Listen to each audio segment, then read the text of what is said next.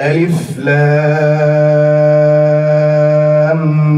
ميم. ذلك الكتاب لا ريب فيه هدى للمتقين الذين يؤمنون بالغيب ويقيمون الصلاة ومما رزقناهم ينفقون والذين يؤمنون بما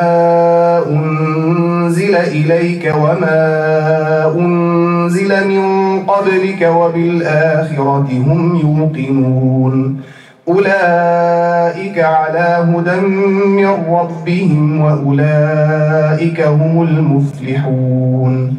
إن الذين كفروا سواء عليهم أأنذرتهم أم لم تنذرهم لا يؤمنون ختم الله على قلوبهم وعلى سمعهم وعلى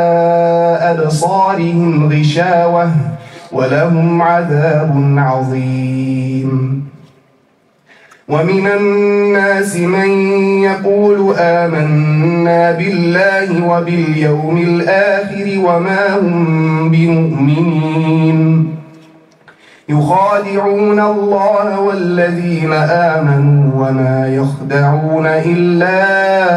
أنفسهم وما يشعرون في قلوبهم مرض فزادهم الله مرضا ولهم عذاب أليم بما كانوا يكذبون.